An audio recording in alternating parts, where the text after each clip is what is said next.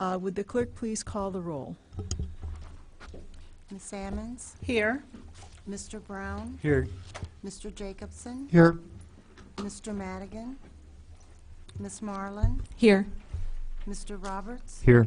Mr. Smythe? Here. Mayor Pressing? Here. Now, according to our rules, because we're having this special meeting, the reason we're having it on the tax levy is that we're under a time constraint. So we need to have 2 council meetings in which to consider the levy.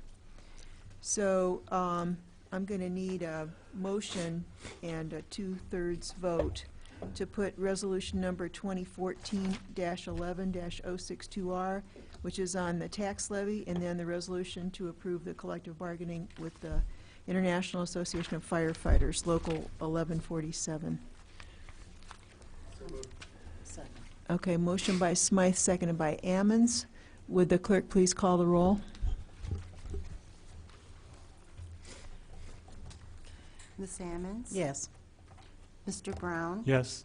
Mr. Jacobson? Yes. Ms. Marlin? Yes. Mr. Roberts? Yes. Mr. Smythe? Yes. Okay, that carries then. And I will have to add that we want to have public input at this meeting. And I have a list of people here. Someone who's no stranger, Mike Dilley.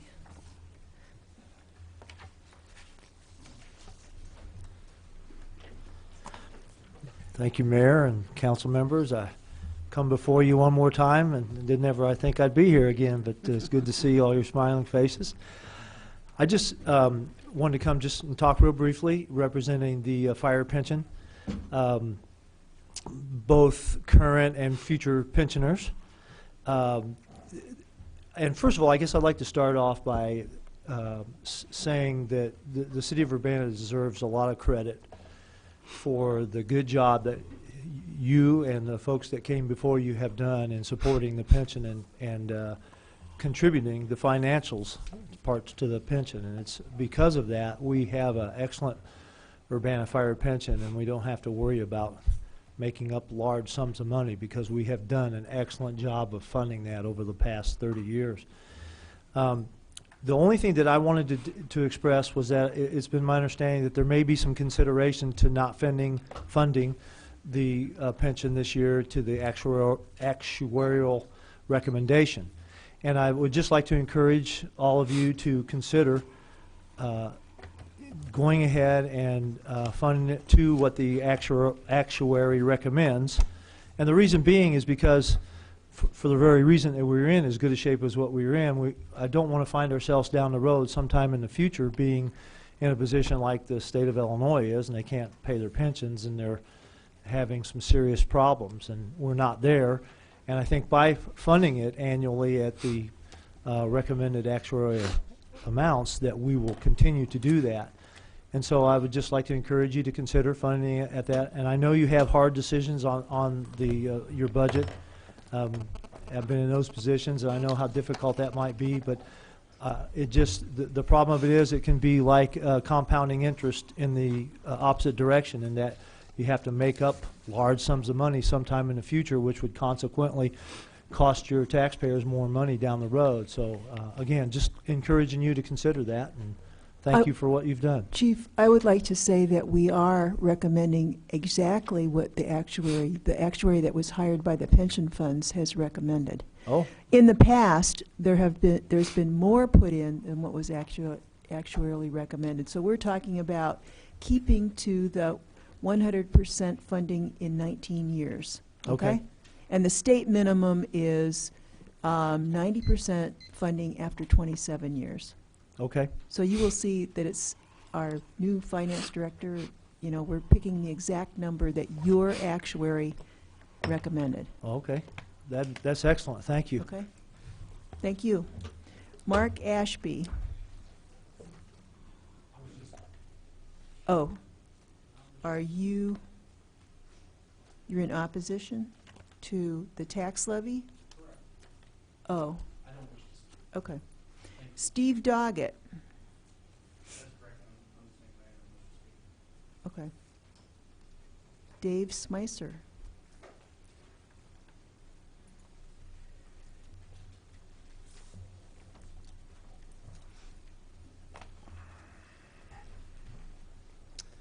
Hello, my name is Dave Smizer. I've been employed as a police officer at the City of Urbana for the past 13 years. For the past several years, I've also been secretary of the Urbana Police Pension Fund.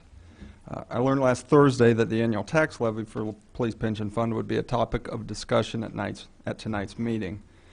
As I'm sure you're aware, one of the functions of the Police Pension Fund is to work with an independent actuary on an annual basis in order to determine a dollar amount necessary for funding the pension. After completing that actuarial analysis this year, it was determined that the requested property tax levy for the Police Pension Fund would equal $2,039,000. As a point of reference, this amount is $41,000 less than was requested in the 2013 tax levy. That amount was $2,080,000. And in fact, this is the second year in a row that the requested levy amount has decreased. It was brought to my attention last Thursday that despite the fund's request for the $2,039,000 tax levy, the mayor is instead recommending a tax levy to be passed in the amount of $1,619,000. This would result in a net decrease to the police pension fund of $420,000. The purpose for this stated in your memorandum is, quote, "This is necessary given the city's current and anticipated needs in the general operating fund, including approved wage increases," end quote. I'm here tonight to sound a warning and appeal to your good senses, being that we all live in the state of Illinois. We should all be abundantly aware of what happens when pension funds are not adequately funded. We don't need to complete any type of thought exercise to see what happens. All we have to do is follow the news. The state of Illinois is currently trying to negotiate a giant budget crisis based on years of underfunding its contractually obligated pension plans. For as far as we have had records, the City of Urbana has always levied the amount suggested by the actuaries to keep the funds financially solid. It would be a step in the wrong direction to break that tradition. I know one of the things that was brought up when the previous speaker was speaking, when Chief Dilly was speaking, was that you are contributing what the actuary has stated. That's only half true. What we have always done with the City of Urbana is followed what's called a level dollar amount. When we fund the pension funds, that's essentially taking the unfunded accrued liability of the fund and making that an even dollar amount every year. And as you can see from the past couple of years, that amount, based on solid returns, prudent financial decisions by the board, solid returns from the market, and funding by the city, that amount has slightly decreased every year. And that's the purpose of funding on a level dollar amount, is that the amount stays the same or roughly the same every year. And what it keeps from happening is that unfunded accrued liability from growing. So unless we continue that tradition of funding on a level dollar amount, what we're essentially going to be doing is growing the unfunded liability of the fund, which I don't think is in anyone's best interest. It's certainly not in the best interests of members of the fund who draw the pension. It's certainly not in the best interests of the taxpayers, because essentially, as we have all learned from recent court rulings, the state of Illinois, these are contracts that can't be broken. And so we can either pay now, as we have been, or we can push that down the road. We can kick the can down the road, and that unfunded accrued liability is going to grow. So that's all I have to say. Thank you. Okay, thank you. Is there anyone else who would like to address the Urbana City Council? Did you fill out a... oh, this is special council meeting. Did you want to talk now or at the committee meeting?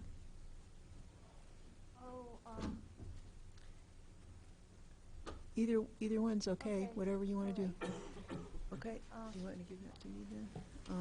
Guess you can. Carol McCusick. Okay. Carol McCusick, 1907 North Cunningham. I am correcting something in, this is starting out with, I guess, government information issue, in that the minutes for meetings of Plan Commission, you know, they get approved real early in the agenda, and then the public comment is near the end. So that's not actually my excuse for not checking these minutes. I'm always behind on it. All kinds of things in minutes I might correct if I did it more earlier. But in this one, since it has to do with what I supposedly said about a business, I thought I ought to correct it. It says, okay, Carol McCusick gave the contact information for the Illinois Environmental Protection Agency. The phone number for the Champaign Regional Office of Illinois EPA is 217-278-5800. The reason she felt it is important for people to have this phone number is for when Henson Disposal Incorporated starts up their asphalt shingle recycling plant. If they allow mixed construction and demolition waste, then it should not be accepted there. I guess she was saying that I had said all of that I just read. I mean, the secretary. I'm talking about the administrative assistant who transcribed these minutes. And I would say, and the Plan Commission agreed with them, which, so they must have thought I said that to them. But I don't think I did, because I know that Henson Disposal is not the company that's going to do the asphalt shingle recycling plant, but they are sharing the land, and what they want to do is construction and demolition waste. And they've got a zoning permission, but it's kind of strange. Okay, I'm just talking about what I do understand about the situation, which is that they've got zoning permission as of the September 18th Plan Commission, and I guess it came to the council too. But I don't think it's resolved what the laws are at the state of Illinois, because it was in the midst of being changed. And if anybody here knows, that would be good, because I hope that basically everything, the business that's going to start the recycled asphalt shingle, and Henson Disposal, which I think it should say that it's going to do the construction and demolition, should be prepared for construction and demolition, because when you bring in asphalt shingles, I think they'll be mixed up with at least a certain amount of construction debris. I think things will pile up. I think the trucks will come in, and if they're turned away because the construction's not up and going because the EPA rules aren't finished yet, they might still leave some of the stuff, and you know, the dust blows off the trucks, and plus it should be, you know, the whole place needs to be engineered right in anticipation of the construction stuff happening there.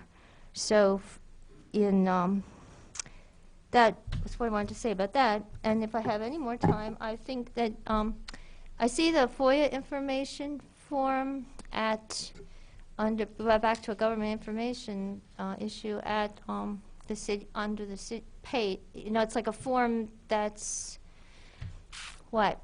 underneath the city clerk on a different line. But I don't think that it says, although I should pull it up till I run out of time. I don't think it says, I'm going to government, city clerk's office, and it has the FOIA request form, but does it say anywhere in the page about what, from Phyllis, you know, what, that I am the city of Urbana's FOIA information officer, and I will write this pamphlet. You have 1 minute remaining, Ms. McCusick. Thank you. That says who I designate to work with me, who's designated to handle things with me, like Todd Rent's designated with me. So I think that's something that's that a Board of Government Information, like a Board of Government Information might wonder, okay, the definition in the Freedom of Information Act for a public body is very similar to the definition for a public body in the Illinois Open Meetings Act. So can the whole city be a public body for the purposes of the Freedom of Information Act, whereas every board and commission is their own public body for the purposes of the Open Meetings Act? If that's what's happening, a Board of Government Information could decide whether you had a valid question and send it on to the state. We'd all wait for the one answer. Okay, I think your time is up, but thank you very much. Thank you. Okay, well. Okay, the first item is resolution number 2014-11-062R, a resolution determining the amounts of money necessary to be raised by the tax levy. And what I am suggesting is that we need to hold the tax rate for the city of Urbana constant. We're the only government that's really capable of doing this, but since our financial situation has changed dramatically with Carl Hospital shifting $10 million worth of taxes onto other people, mostly the people of Urbana, I think we have to take that into account. People's tax bills have gone way up. This is very unhealthy for the city. And so we have a proposal to keep the dollar amount pretty close, and then we can tell the county clerk at some point to keep the rate the same.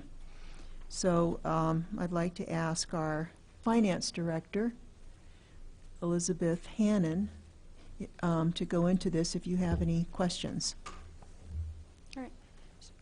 As the mayor indicated, the plan here is to maintain the current tax rate. In adopting the estimated levy, what you're basically doing is establishing the maximum amount that we will levy. We're not going to actually adopt the details of what's contained in the levy until December. We'll discuss this on December 8th and then adopt the final levy on December 15th. But we did outline what our plan is for the specific levy areas for pensions, for the library, and for the general operating fund. I do want to point out that my opinion is that in terms of the pension levies, this is a responsible thing to do. What we're recommending is consistent with best practices recommended by the Government Finance Officers Association. It far exceeds requirements that the state has for minimum pension funding, and we will pay off the unfunded liability over 19 years, so by 2033 under this plan.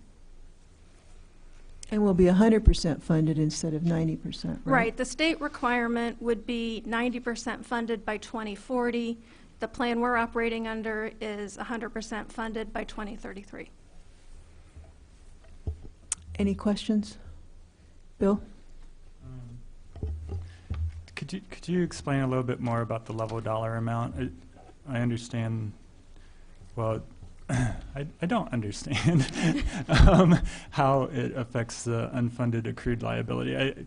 I think that under your plan, we're still paying off the unfunded accrued liability, but it's just under a different method than the levelized payment, the level dollar amount? Right. Or the level dollar amount just changes the amount because it's treating inflation differently? Right. The level dollar amount is just a different way of getting to that 100% funding in 19 years. So it would be basically a level dollar amount versus a contribution that will increase over time as wages increase, like many items in our budget, which increase over time.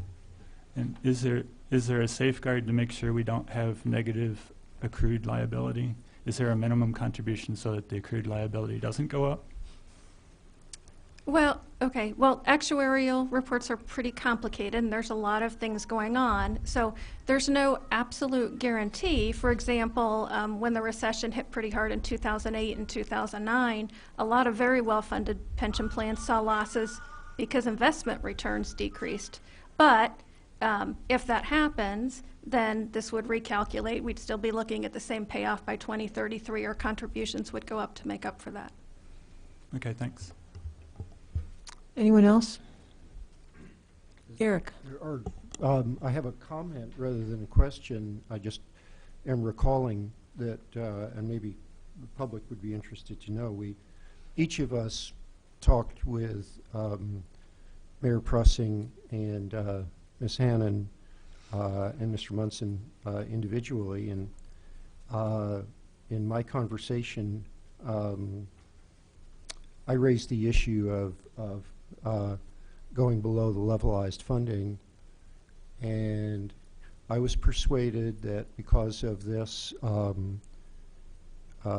this year's situation, that I would support the levy as suggested, and I plan to do that.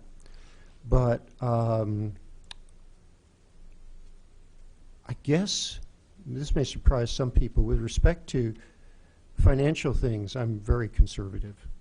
And I really do believe that the levelized funding, in spite of the fact that it isn't required, is really the right thing to do. And I guess I understand it in terms of a home mortgage, a traditional home mortgage. You pay a certain amount, and at the beginning, you're not digging into your obligation very much. You're paying most of the interest, but at the end, life is great. And so I guess I just want to put a marker down right now. This is the last year I will vote for anything below levelized funding. I will support this levy this year, but I think we've got a year to figure out how to make do with whatever resources we have. We have a new finance director, and that whole situation will be stabilized. So next year, I really want us to get back to levelized funding, and I won't vote for anything below that for the pension funds. Dennis? And we've been talking about the city maintaining a level tax rate, which I think the community will appreciate, since everybody else is raising theirs significantly or incrementally. The fact that somebody's not trying to do that is pretty incredible. On page 2 out of 4 of the report, there is a paragraph about the Urbana Free Library, and I guess I'm not quite sure about what we're being told about the levy and the library. It says that the current tax rate for the library was 0.58608%, and that the mayor is recommending an amount of money, $2,900,000, et cetera, which is the same dollar amount as the 2013 level. And then it says it is expected to result in a slightly higher tax rate of 0.569 for library services. So how is that? I'd like to get some information about how that's absorbed, or how that doesn't become a rate increase. Okay, we have 4 different levies in the city, and then we have a 5th one, which is for the township. So what we're doing is just changing the mix between those 4, but not changing the total for the tax rate. So the library is more dependent on the property tax than the general fund, which has other things. But of course, we fund the library with other money too. Unlike the city of Champaign, we do fund the fringe benefits for the employees. So this is holding the combination of all of them steady at the same tax rate, but having some slight shifting and saying instead of level funding for the pensions, we're going to do the actuarial amount so that we have enough money to pay the raises for the employees.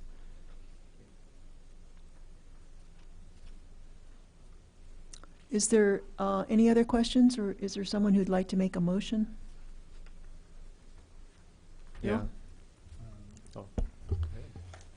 I move we forward a resolution determining the amounts of money necessary to be raised by tax levy 2014, I don't see the number on here, to City Council with recommendation for approval. I'll second. Okay, motion by Brown, seconded by Roberts. Any other discussion? Bill? I have a technical correction on the second whereas. One of the changes recommended by legal department, section 4 should be changed to section 18-60 of the law. Do you see section in the second whereas? Yeah, this section 4. Oh, that should say That should say 1860. 18-60. Right, you were all provided with a revised version of the resolution, which is what we're asking you to adopt. Yeah, it was changed in the third whereas, but it wasn't changed in the second whereas, so we just wanted to make sure that got changed. It still says section 4 in the second paragraph. Should say 1860, is that correct? And then I do have Okay. more discussion. All right. Is that okay with the second? Yes, if that's correct, yes. We're voting on the tax levy. Okay, question by Carol? I just want to clarify that the tax levy that we're voting on tonight does not actually, oh, I'm sorry, I thought you was talking to me, I took my glasses off, does not actually write in stone what the assignments of that levy will be. Yes, correct. The purpose of the estimated levy is to determine the total amount that you plan to levy, and that determines how we comply with the truth and taxation law, so whether we're required to advertise and hold public hearings. But the details will not be finalized until December 15th. And so the details of December 15th could reapportion any portion of this, Yeah, As the council- potentially they could be different, yes. see fit. Okay. Charlie? Yeah. I have a correction to my motion. It shouldn't be forwarding to council, because we are council. Next meeting, we're going to be forwarding things. Today, at this first meeting, we are the council, so I'm actually moving approval of this resolution. Well, we're forwarding it to the No, next council meeting because we have to, oh, you mean you have to vote on it twice? no, this is the council meeting. This isn't the committee of the whole. Right, but this has to be held at 2 different council meetings, so that's why we're doing it now. Right, There's a state law. you have to adopt the estimated levy tonight, and then you'll adopt the final levy on December 15th. So yes, there's So- actually 2 actions. So he doesn't have to forward it to the council, we're just saying we're adopting the estimated levy. Is Right. that correct? Right. Want to do that? Yes, Okay. so moved. Anyone else? And I second Okay. it again. I still have discussion. All right, then Charlie had a question, right? Is that your question? Okay. All right. Any other questions? Bill? Just more on the library. I know, since we will be discussing this again when we actually set the individual levies, we can talk about it more then, from what I understand. Is that right? We aren't really setting the individual levies here, we're just setting the total amount. Right, we'll be back in So we committee can on actually December talk more 8th. about the police pension if we want to then too, Sure. if we Yes. get additional questions and we can understand it better. But on the library, I'll just point out that this is actually less than they asked for last year, but the same as what they received last year. And it's been fairly level for about 5 years. The library employees haven't had raises yet. And I think we could make a good case for increasing the library levy by a small amount to cover part of the raises. So that would be my recommendation in discussion later. But we don't need to discuss that today, I guess. Carol? I did make the statement on the levy issue because for the police and fire who are concerned about it, if we were voting right now on whether we would set the amount for the actual amount for the levies of the pensions, I probably would be voting no. I spoke to the mayor earlier about this because I'm concerned about some of the issues that were raised in the earlier part of discussion and public comment of us not getting to a point where we have all of this money we need to pay back. At the same rate, I think the state has made it, thanks to our current state rep and other reps, where in 2016 you can't pay less than a certain amount, which helps to protect this interest. But going forward, setting the levy for tonight, and there's further discussion that will happen on the 15th, I'll support the tax levy tonight, but I would be concerned about the mix later, and I think the council certainly needs to consider the makeup and the mix of this on the 15th, so I'll support the levy tonight. Anyone else? Would the clerk please call the roll? Ms. Ammons? Yes.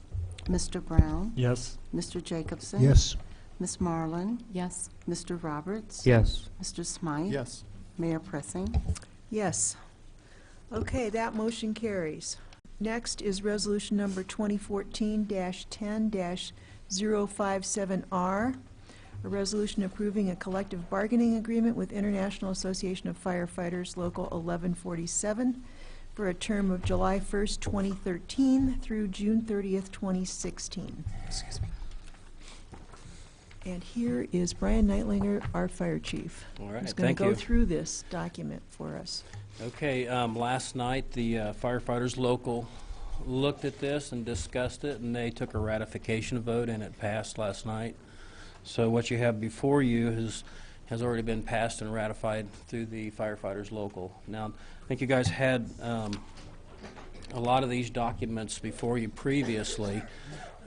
We had made a few changes to it. One thing that we had removed from this document was what we called the 7G wage, which was a level payment for non-staffing duties that we were working on.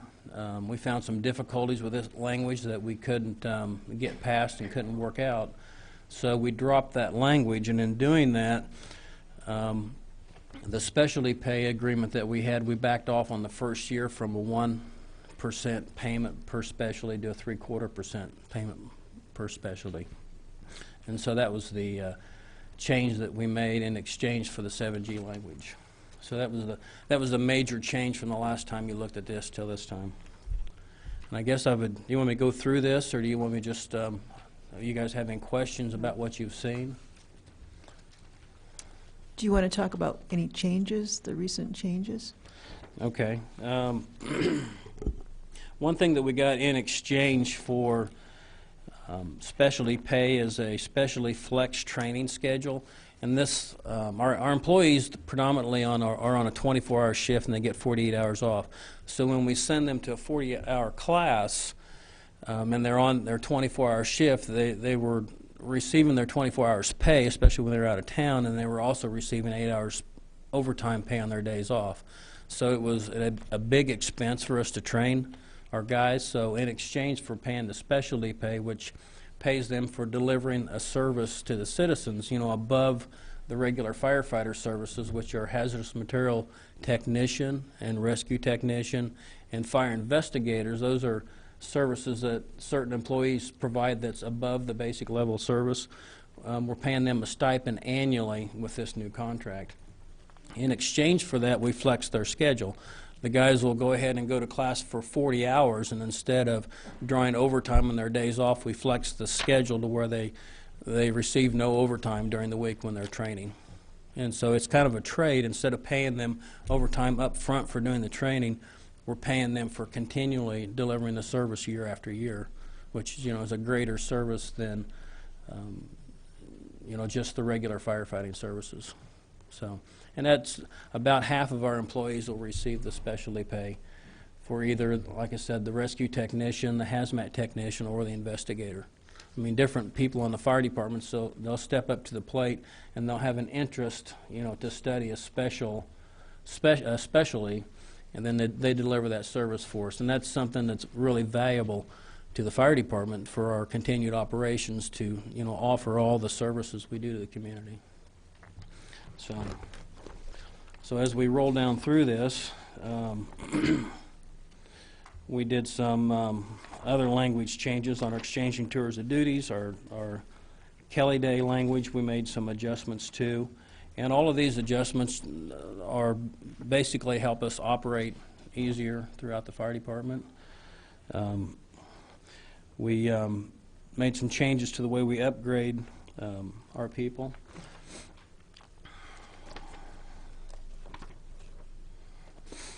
One thing we changed, our guys with the 24-hour shifts, previously they could only take an entire 24-hour shift off if they needed vacation.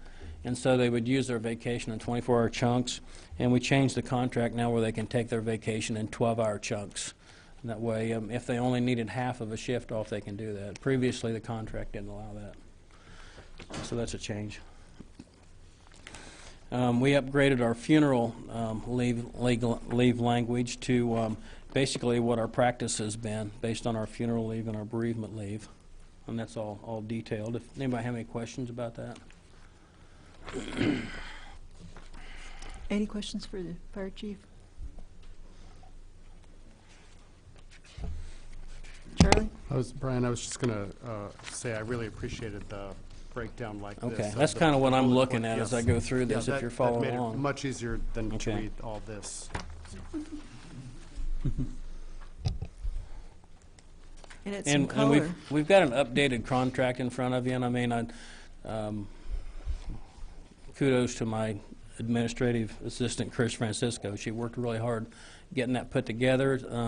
All the wage charts are updated in that to reflect the pay raises in this contract, as are the increases in longevity. We did some longevity increases at the top end. Before we were paying like a 12% longevity at 18 years. We've moved that to 16 years in this contract. It'll be a 14% longevity at 20 and a 16% longevity at 25 years. So that's the changes that are in this contract in the longevity scale. So what's your estimate of the total increase? Total increase in longevity, or? No, total increase for the contract, for For the the wages for the people that are covered by this. Wow, I don't know if I have a total figure on what the wage Okay. increase is on that. But anyway, we have to deal with that as a budget amendment. Yeah, we will, yeah. We had estimated for all the employees, if all the unions settled with what we have agreed upon here, that the first 2 years would be $1 million, and the third year would be another $2 million, I think. Mhm. Or maybe another $1 million, so the total over 3 years is $2 million. So that's why we're trying to find money to pay Mhm. the wages. That's the Okay. rationale for shifting All the right. tax things around. I was going to say, if you guys have any other questions about what's in here, I mean, that's kind of the highlights of what we're looking at here. Most of this is just small changes in the contract, grammar corrections, and just things about the way we